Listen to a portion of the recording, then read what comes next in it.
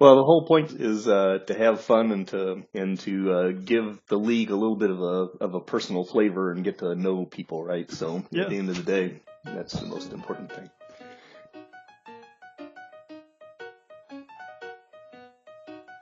So hey, welcome to the GM's Corner.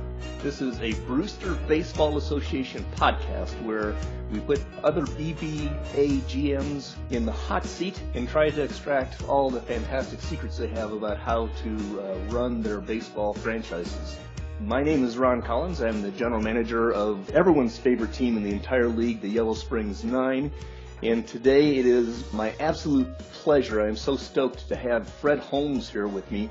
Fred is the general manager of the Mexico City Aztecs, and I've done my homework, so I've looked it up. I know he's been at the helm of this franchise since 2016, which means like an amazing 18 seasons of baseball that he's been able to bring to the league. So welcome, Fred. Thanks for spending your time here this evening. Thanks for having me on.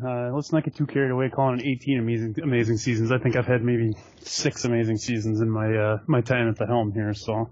Don't oversell me too much. I don't know. In my massive research, I've got you down for 7 postseasons and a Landis appearance, so that's a nice little resume. I will take it.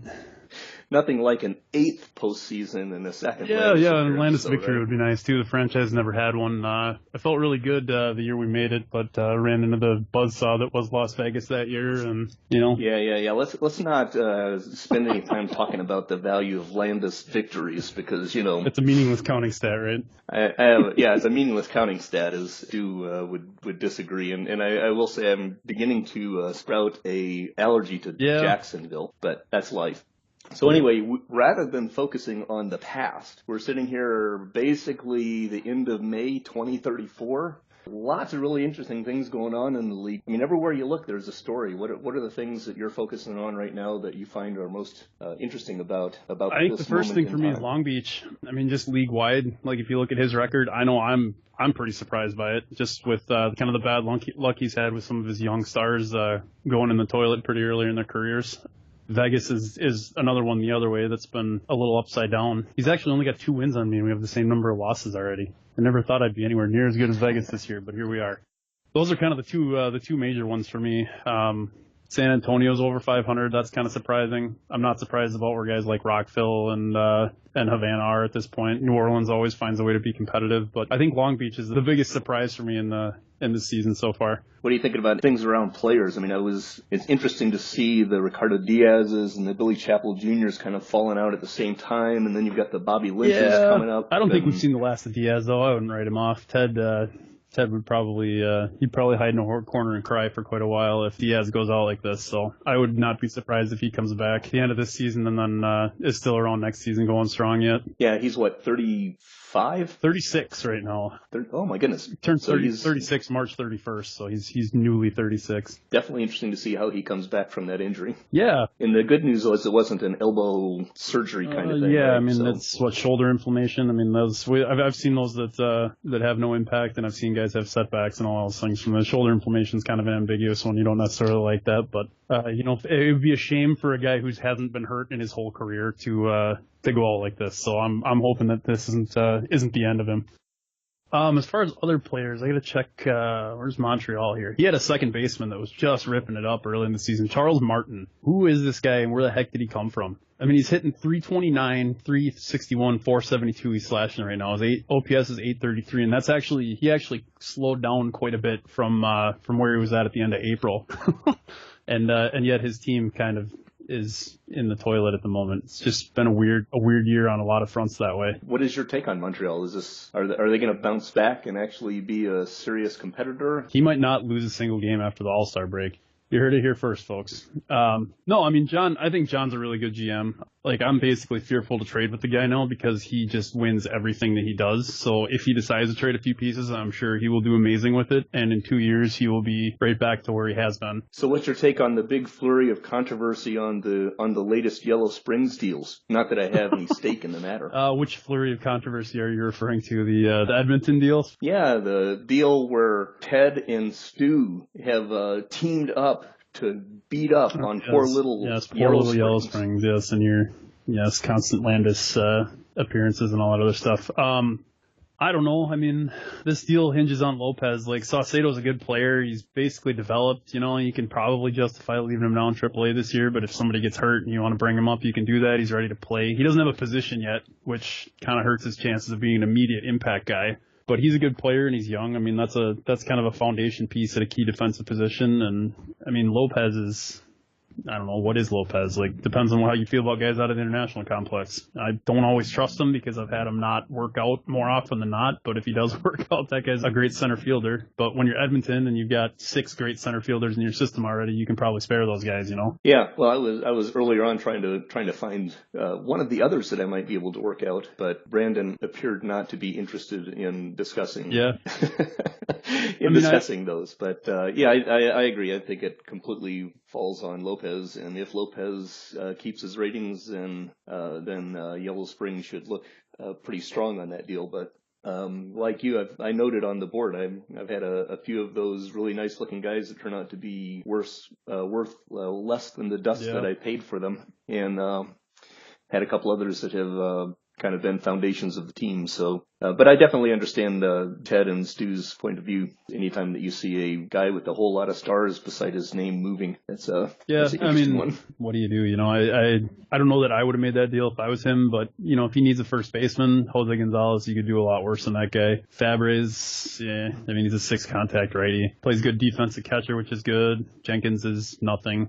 Nagabin, I'm infinitely distrustful of 8.76 pitchers. I don't know what it is about them, but they're always terrible for me. I think this guy will be, if he can get his stamina to 5, I think he'll be an amazing reliever conversion someday, but just as he is right now, I don't love him. So yeah, I think you won the deal, but I don't know. Like I said, if he's got depth there, and if he thinks that Lopez is the guy he needs, then I understand why he made it. Enough about all of this stuff. Let's talk about Mexico City.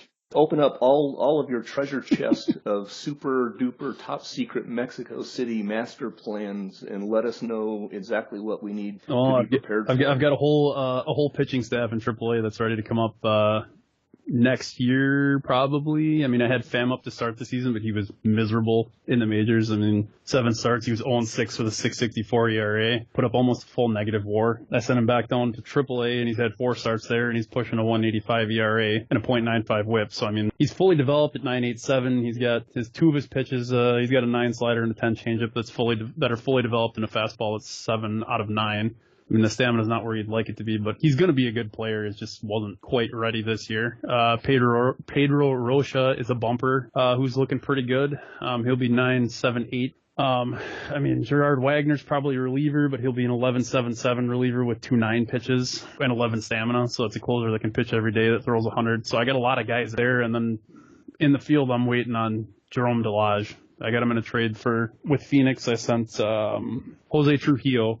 I sent over there. He's an innings eater. He's a good player, but it was an opportunity for me to get a bat in the middle infield that I was weak on. And, if he fully fleshes out, he'll be 8.88, 6.7 and play a very good second base. That's kind of a cornerstone piece that I've been waiting on. So I'm hoping that he develops in the next couple of years, and then I'll be ready to hit the gas on getting after it here. I'm chasing you guys down.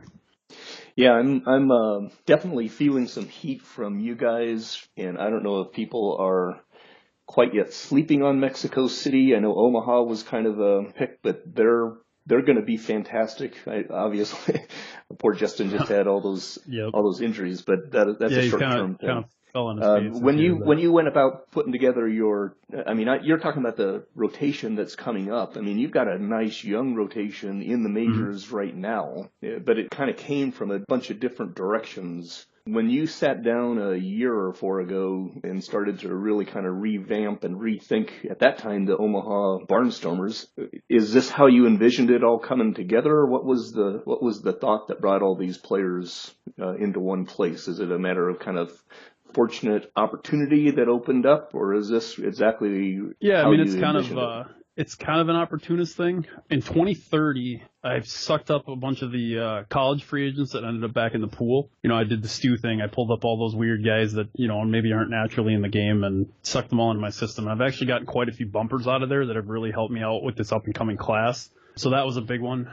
But just generally, like, my theory on trying to trade for guys and everything, I always do better with pitchers than I do with hitters, and I don't know why. But last time when my team got good, after I rebuilt, I came up and I had Juan Pablo and I had, like, 12 pitchers and then just traded those guys around for the other pieces that I needed. And that's probably what my plan is going to be now. I've got a little tinkering to do yet with a few positions, but my lineup's probably going to look pretty similar in a couple of years to what it is right now. It's just a matter of who is going to make my rotation, who's going to be in the pen, and then who's going to get moved between now and then. So my rotation's been pretty solid this year. Pendleton's kind of having a slow start to the season, but I'm not real worried about him in the long term. I think he's going to pick it up. And my team as a whole, I talked to Ted, and my team was just terrible in April. I don't know what's going on with that, but my offense has been pretty good. Pitching's been okay. I think that we're going to have a pretty good second half to the year here and make a little noise in the division, hopefully. Start climbing out of the basement. Well, you're already out of the basement as far as that goes. Yeah. Right? I mean, you're sitting there at what? 24 and 31. Half a game behind Omaha right now. Yeah, there you go. It's interesting to take a look at the division, and I guess I'm going to twist it a little bit, and let's talk a little bit about comparing the Heartland and the upstart Johnson League Atlantic. I don't know if you can call him an upstart. I mean, Tyler's won 2 of the last 3 Landis championships. I know I don't need to tell you that. Yeah. Let's not revisit those past wounds. But I look at the rest of the division, right? I mean, Atlantic City had the big free agency class a couple of years back, and they're still hanging strong. Rockville is driving to the top. Charm City is certainly no worse than they have. He lost a lot in the offseason. They're still a very strong. Yeah, he had a rough offseason, I think. Yeah, he had a rough offseason, but they're still a dangerous club. And then with Brooklyn and Allen, you never know how that's going to work out. Montreal is on the bottom, which nobody would have predicted. You start looking at the depths of that division, and Nashville with the new GM, that's always a wild card, but seems like Brett is going to be a real strong player. That's an interesting division to watch. I still think the Heartland is in my academically inclined opinion, with no emotions attached whatsoever, is the strongest division. But I'm thinking the Atlantic is going to be very interesting. Yeah, I agree. I was trying to look. Atlantic City's a better team than I thought they were. I didn't think they were going to do anything this year, but they've got some good pieces in place. I still think that they're not quite as good as their starts suggest. His pitching's not very good. His offense is carrying him a long way right now. I think he's hitting very well situationally, and I don't know how long that's going to last him. So I think that he'll fall off. I think that Jacksonville with his offense and Rockville and Charm City are kind of the class of that division. And, like I said, whatever Montreal is going to do in the second half of the season, which I think all of the rest of those guys should be terrified about personally. I mean, they're a good division, but I do think, just based on team trajectories right now, that we're a little bit stronger than they are. I mean, you and Stu are kind of the top 2 established. Chris is always creative at holding on. Like, he's always up there. I don't feel like he's ever had very many years when he's been not competitive. And I know that's kind of his style, and I really, I kind of envy that, because I tend to bail on that way too early. I mean, Twin Cities has got Wareham, and he's got Mann, and, he's got the pitching. Really the only one that's like kind of on a downward angle right now. You could argue that Madison's plateaued, but the only one that's really kind of trending down is Des Moines. As a division, we're still trending upward for the most part. Yeah, and I think Edwards is a strong GM. I think he's going to right the ship and make it back to competitiveness, but it's a tough division to become competitive in. And Chris is interesting in that sense. We were talking about last night. For those listening in, we were trying to record this last night, but due to my own technical problems and nothing having to do with Fred's jinx, we ended up having to delay a day. And we talked a little bit last night about the skill set that it takes to maintain versus build. And Chris is just a master at finding ways to keep his team performing well. It's really been fun to watch him. Yeah, and it was the same thing. I mean, earlier in when he had Cricket and he had Popper, when those two guys, he was shoring it up, spit and duct tape and whatever he could find to keep that team propped up for a few more years. He was doing it, and it was working. In that sense, let me segue to a question around Mexico City and some of the things you've done on contracts, right? Because I look at your contracts, bringing Felipe Baez in and extending Estrada. Those are extremely interestingly structured contracts with big front ends as a pre-tax, in a sense, for hopefully longer running, cheaper deals. Is that something Did you kind of plan that out? Is that in your overall salary structure? I do that whenever I can possibly. Like when most of my team's cheap and I got 2 or 3 guys I need to pay, I will always pay them $30 million on the front side because I am terrified of the cap uncertainty on the back side. A lot of guys will backload deals or do the player options and everything. I try to avoid those like the plague when I can because, the last thing you want is your key guy and your whole plan to just after 2 seasons be like, well, I'm going to go to free agency now and get $800 million.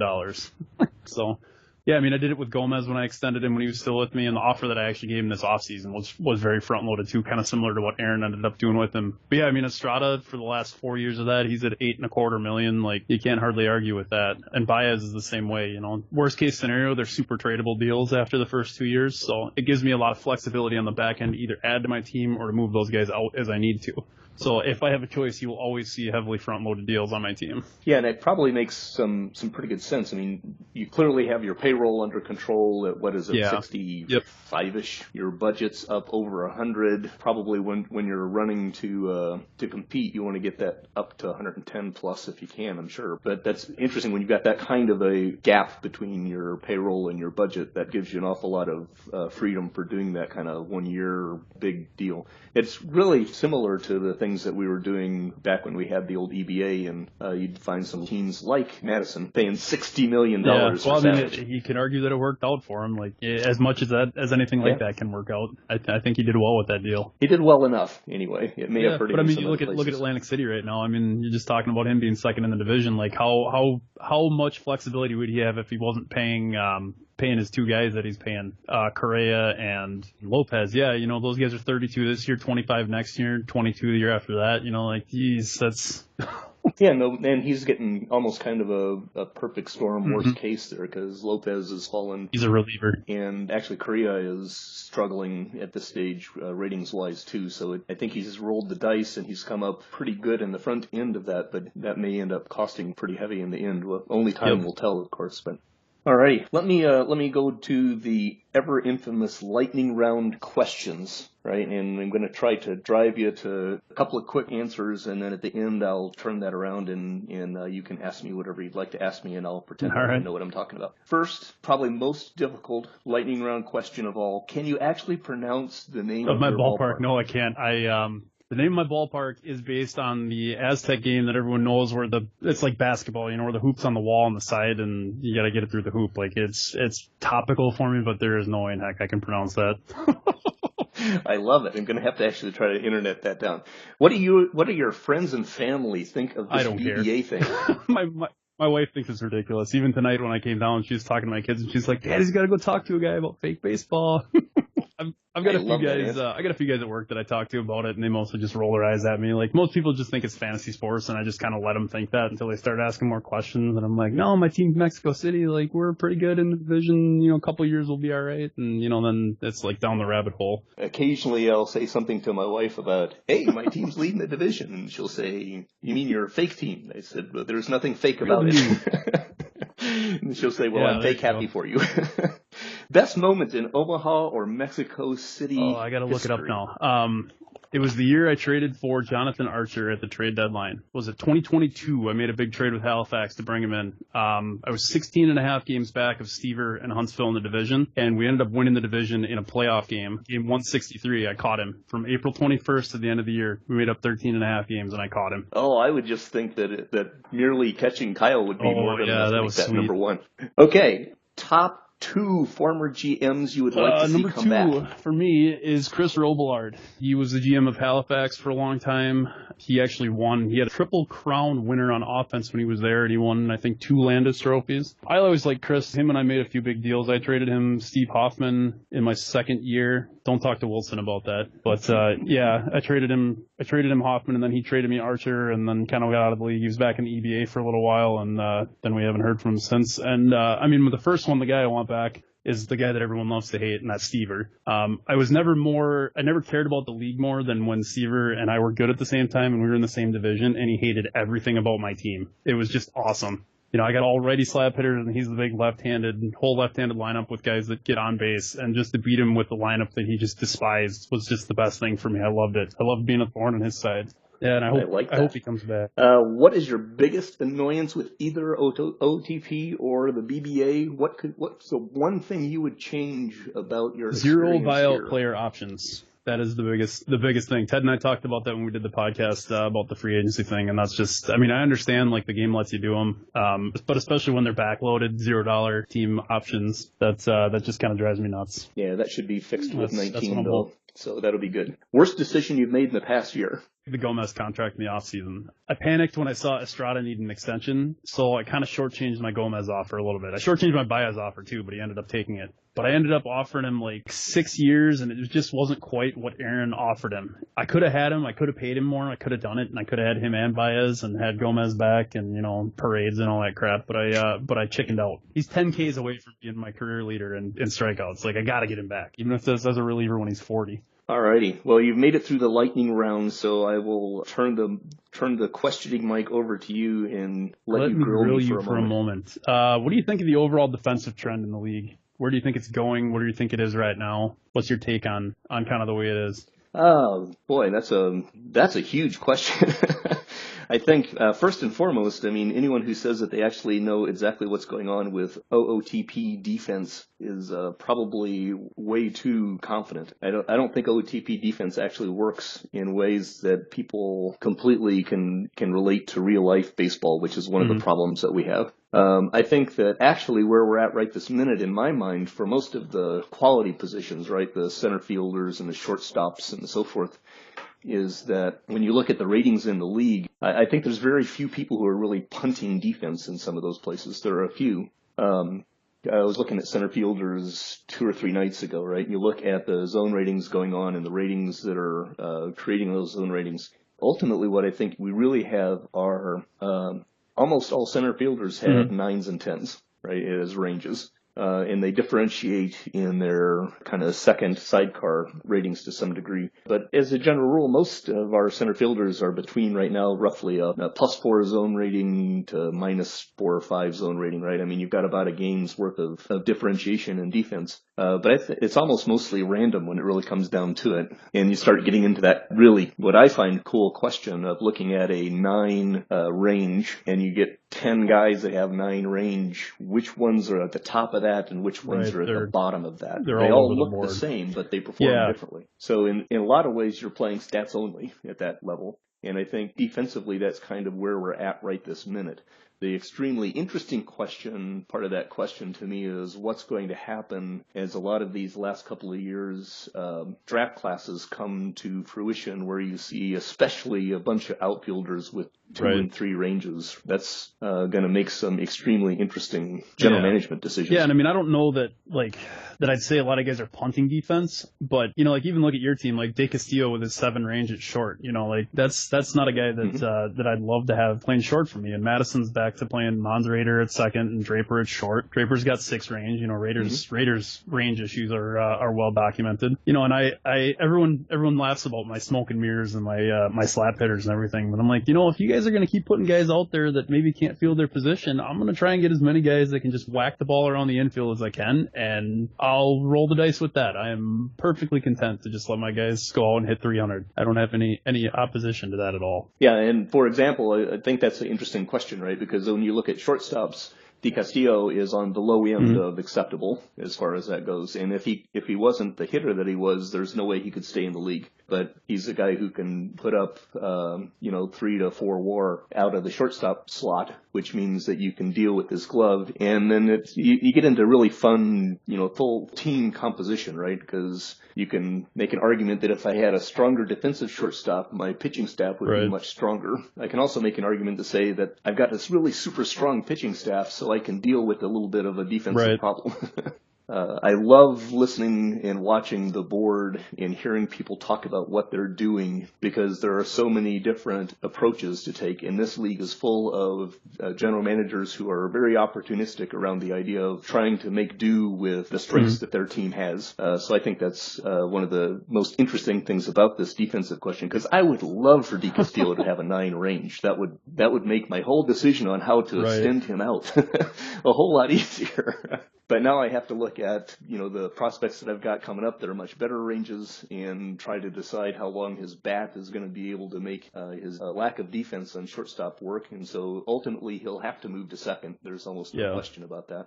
And when I put him at second, he'll be a much better overall player because McNeil has to move to first. He doesn't have the range to play second every day. Or any day. He can play at moments, right? When you can put up a 9-WAR season, you can play 20 games. I'll give you that. You can play 20 games anywhere if you're going to put up 9-WAR. Yeah. Now, he's not going to put up a 9-WAR season every year, but if he can put up 6-WAR, he can play second base for 20 games a year, and I'm happy with that. But that having been said, yes, he needs to move to first base, which is among the reasons why I traded Gonzalez, because I'm not sure where my prospects are going to come up. To me, that whole question about defense strikes right to the core matter of team composition. The Bretts of the world, and you guys are very deep in valuing defense, and I definitely would like to value defense. But I was playing with the cards that I had to begin with. The McNeils and the LaLuches and the Chavezes were on my rosters somewhere in my organization on the day that I took the team over. If you're going to get a guy that's going to strike out 200, if you got 3 guys that'll strike out 250 guys a year,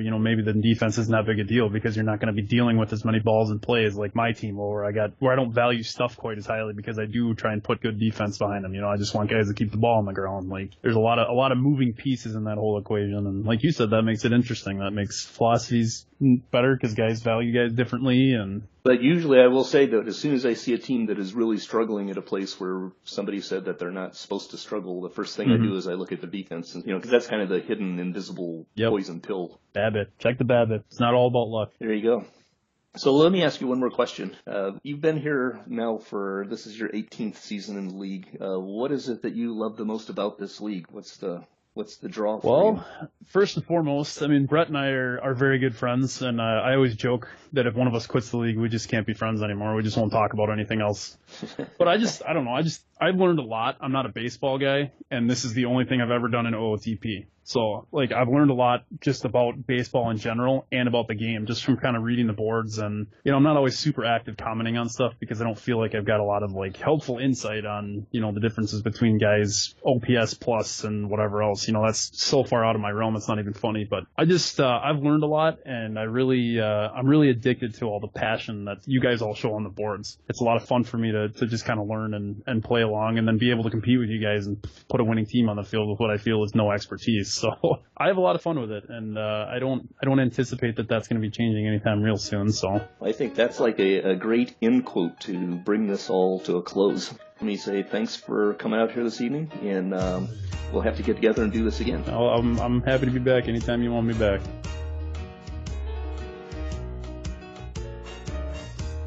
The Brewster Baseball Association is an out-of-the-park baseball league commissioned by Mr. America himself, Matt Reckenwald, and competed in by 28 outstanding GMs.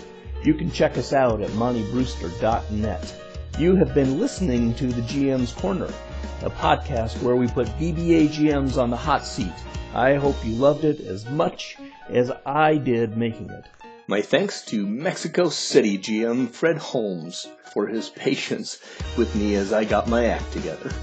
Music is Cool Piano by Tagirius and is used under Creative Commons Attribution License. See you next time. Be safe, and always remember, don't trade with Louisville.